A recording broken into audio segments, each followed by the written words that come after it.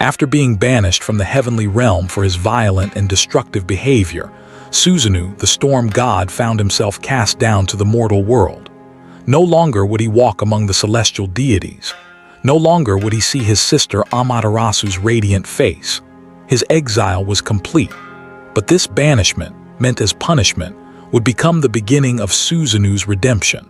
For it is often in our lowest moments that we find our greatest purpose. The violent god of storms was about to discover what it truly meant to be a hero. Susanoo descended through the clouds, through mist and rain, until his feet touched the earth in the province of Izumo, in what we now know as Shimin Prefecture. This was a land of mountains and rivers, of deep forests and hidden valleys, and it was here that Susanoo's true journey would begin. As Susanoo wandered along the banks of the high river, uncertain of his purpose or destination, something caught his eye. Floating down the current were chopsticks, carved and clearly made by human hands. This was unusual. In the wilderness where Susanoo found himself, any sign of human habitation was worth investigating. He followed the river upstream, moving against the current, pushing through dense vegetation and climbing over moss-covered rocks. The sound of the rushing water filled his ears, but beneath it he began to hear something else. Weeping, the sound of inconsolable grief. Emerging into a clearing, Susanoo came upon a sight that would move even a god's heart. Before him sat an elderly couple, their faces worn with sorrow, their bodies shaking with anguished sobs. Between them was a maiden of extraordinary beauty, her own face streaked with tears. The three of them clung to each other as if the world itself was ending. Susanoo approached them and spoke, his voice gentler than it had been in the heavens. "Why do you weep so bitterly? What terrible fate has befallen you?" The old man looked up and, recognizing the divine nature of his visitor, bowed low. "Great deity," he said, his voice breaking, "I am called Ashinazuchi, and this is my wife Tenazuchi. We are earthly gods, humble spirits of this land. Once we were blessed with 8 beautiful daughters, 8 joys of our lives, 8 lights in our world." He paused, overcome with emotion. His wife continued the tale, her voice hollow with repeated grief. "But for 7 years, a terrible curse has haunted us. Each year, at this very time, a monstrous serpent descends from the mountains. Each year, it devours one of our daughters. 7 times we have watched our children taken from us. 7 times we have been powerless to stop it." Ashinazuchi gestured to the young woman beside them. "This is Kusanagi-no, our last remaining daughter. The serpent will come soon, perhaps in mere days. And when it does, we will lose her too. We will lose everything." "Tell me about this serpent," Susanoo commanded. "Describe this creature that has brought such suffering." The old man's eyes grew wide with remembered terror. "Its name is Yamata-no-Orochi, the 8-forked serpent. Great deity, no words can truly capture the horror of this beast, but I will try." He took a shuddering breath and began. "Imagine, if you can, a creature so massive that its body spans 8 valleys and 8 hills. When it moves through the landscape, the earth itself seems too small to contain it. It has 8 heads, each one the size of a house, and 8 tails that lash and coil like separate serpents themselves." Tenazuchi added, her voice trembling. "Its eyes glow red like winter cherries, burning with an evil hunger. Upon its back grow moss and cypress trees, as if it has lived so long that the forest itself has claimed it as part of the land. But most terrifying of all is its belly. Its belly," Ashinazuchi continued, "is always bloody and inflamed, as if it drags itself across sharp rocks and broken ground. Some say it is the blood of its victims that stains it. Some say the creature is in constant pain, and that pain has driven it mad with rage. Whatever the truth, when those 8 heads rise up against the sky, when that massive body comes crashing through the forest, there is no escape. There is no hope. There is only terror and death." Kusanagi, who had been silent until now, spoke softly. "I have heard my sister's screams in my dreams every night for 7 years. Soon, I will join them. Soon, my parents will have no one left to mourn." Susanoo felt something stir within him that he had not felt in a long time. Perhaps it was pity. Perhaps it was anger at injustice. Perhaps it was simply the desire to prove himself as more than just a destructive force. Whatever it was, the storm god had made his decision. "Ashinazuchi," he said firmly, "if I destroy this serpent, if I free your daughter and your land from this curse, will you give her to me as my wife?" The old couple looked at each other in amazement. Hope flickered in their eyes for the first time in years. "Great deity," Ashinazuchi said, bowing even lower, "if you can accomplish this impossible task, Kusanagi-no is yours. We swear it by all the gods of heaven and earth." Susanoo wasted no time. With a gesture and a word of power, he transformed Kusanagi into a beautiful comb, which he placed safely in his hair. "You will be safe here," he assured the comb, "while I prepare for battle." Then he turned to the elderly couple with instructions. "Listen carefully. We will not fight this beast with strength alone. Even a god can be overwhelmed by such a creature if he is reckless. No, we will use cunning. We will use the serpent's own nature against it." "Build a fence," Susanoo commanded. "A strong fence with 8 gates, one for each of the serpent's heads.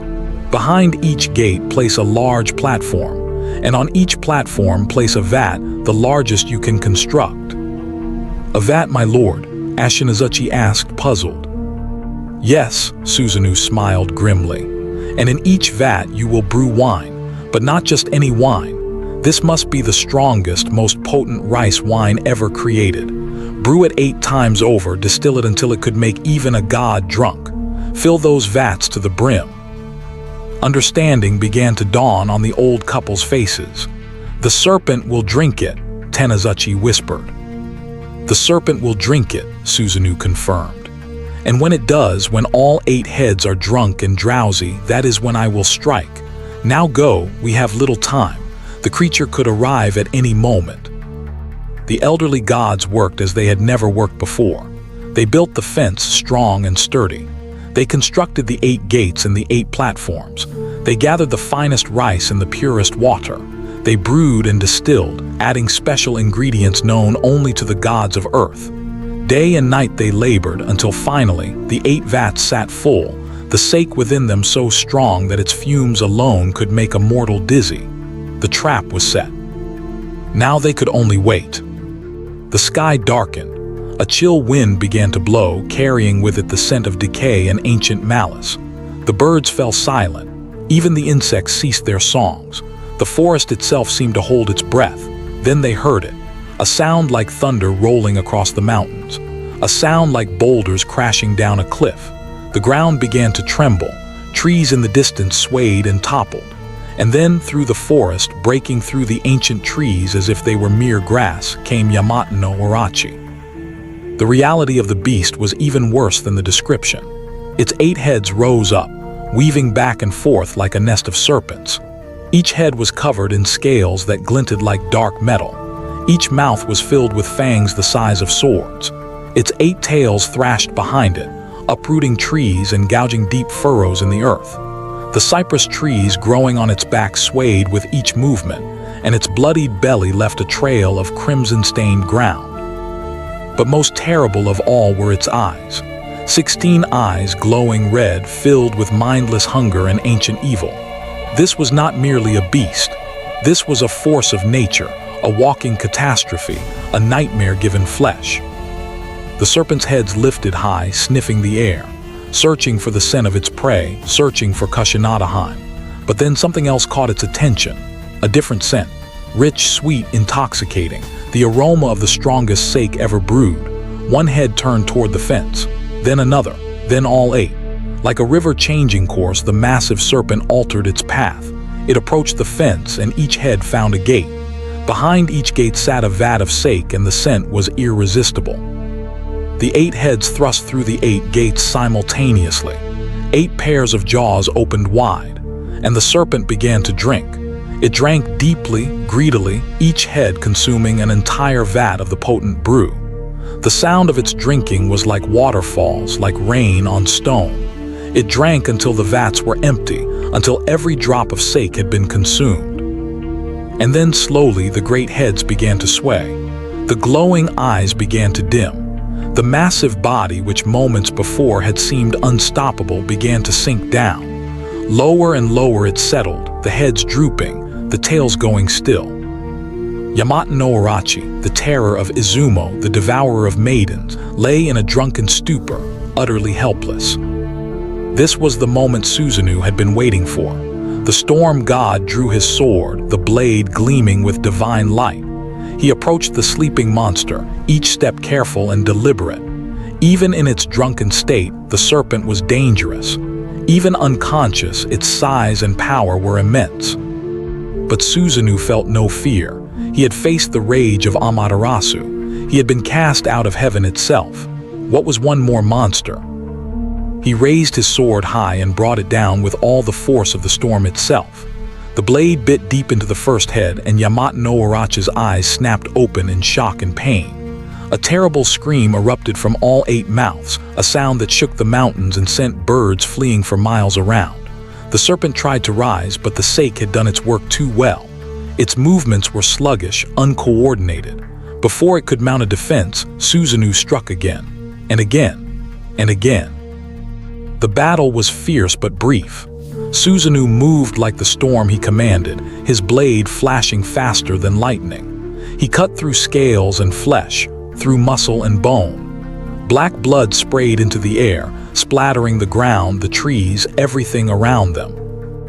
One head fell, severed completely, then another, then a third. The serpent's tails thrashed wildly, demolishing what remained of the fence, tearing up the earth. But Susanoo was relentless. He had found his purpose and nothing would stop him. The 4th head fell, the 5th, the 6th. The serpent's movements grew weaker, its screams more desperate. The 7th head crashed to the ground, twitching once before going still. Now only 1 head remained, and the 8 tails. Susanoo raised his sword for the killing blow against the final head, but then turned his attention to the tails. Something within him, some divine instinct, told him there was more to this creature than met the eye. He approached the middle tail and brought his sword down hard. The blade struck something solid within the flesh, something that shouldn't have been there. The impact notched his divine sword, and Susanoo paused, curious now. Carefully he cut open the tail, peeling back the scaled flesh, and there, gleaming within, was a sword. But this was no ordinary weapon. It shone with a light that seemed to come from within, a pure white radiance that pushed back the darkness. The blade was perfect, flawless, its edge sharp enough to cut reality itself. Susanoo reached in and drew the sword free. The moment he touched it, he understood. This was a sacred treasure, a blade of divine origin. How it had come to be inside the serpent, he could not say. Perhaps the creature had swallowed it long ago, unable to digest such a holy object. Perhaps it had been placed there by fate itself, waiting for this very moment. The storm god named it Kusanagi-no-Tsurugi, the cloud-cutting sword. And despite all the conflicts he had with his sister, despite his banishment and disgrace, Susanoo knew what he must do. He would send this treasure to Amaterasu in the heavens as a gift, as a gesture of reconciliation and respect. By now, the last head of Yamata-no-Orochi had ceased its struggles. The great serpent was dead, its body lying across the landscape like fallen mountains. Black blood had turned the high river dark, and it would run that color for 3 days and 3 nights. The terror of Izumo was ended.